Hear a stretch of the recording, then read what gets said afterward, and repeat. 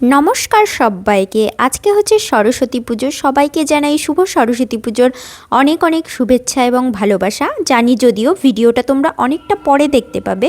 এখানে দেখো মা কিন্তু পুজোর সব প্রিপারেশন স্টার্ট করে দিয়েছে। তো তোমাদেরকে আমি সবটা কিন্তু ভিডিওতে দেখাবো। তোমরা কিন্তু অবশ্যই দেখতে থেকো ভিডিওটি। আশা করছি তোমাদের একটু হলেও ভালো লাগবে। আমাদের বাড়িতে বেশিরভাগ পুজোই কিন্তু মা নিজেই করে, তো সেই রকমভাবে সব কিছু দিয়ে আমরা কিন্তু প্রিপারেশন করে নিচ্ছি।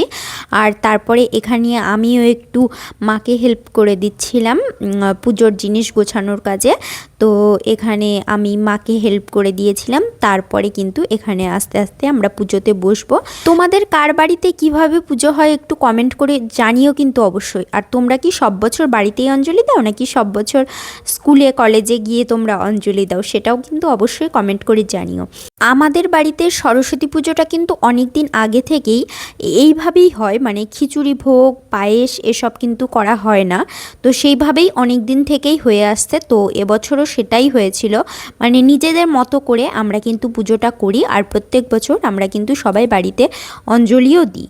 অঞ্জলি দিয়ে তারপরে যার যেখানে খুশি আমরা কিন্তু ঘুরতে বেরোই। কিন্তু আমার এবার তো বেরোনো হয়নি। তার কারণটা তোমরা নেক্সট পার্টে অবশ্যই বুঝতে পারবে যে কেন এবার কোথাও যাওয়া হয়নি। এখানে কিন্তু আমরা তিনজনে মিলেই পুজোতে বসে গেছিলাম। মা ওখানে পুজো করছিল আর আমি আর ভাই একটু পুজো দেখছিলাম। আসলে জায়গাটা খুবই চাপা, ওই কারণে একটু অসুবিধা হচ্ছিল, কিন্তু তাও আমরা দেখতে পাচ্ছিলাম একটু একটু। তাই আমরা পুজোটা দেখছিলাম মন দিয়ে বসে বসে। আর যেহেতু পুজোটা অনেক সকাল সকাল হয়েছিল, 7টার মধ্যে কিন্তু আমাদের পুজো কমপ্লিট করতে হয়েছিল। বিকজ এভরি ইয়ার আমাদের এখানে কিন্তু ম্যারাথন রেস হয় 23 জানুয়ারি। তো সেখানে গেস্ট হিসেবে বাপির ইনভাইট থাকে। তো সেই কারণে আমাদেরকে একটু দোকানে বসতে হবে, সেই কারণে আমাদের কিন্তু একটু তাড়াতাড়ি পুজোটা কমপ্লিট করতে হয়েছিল। আর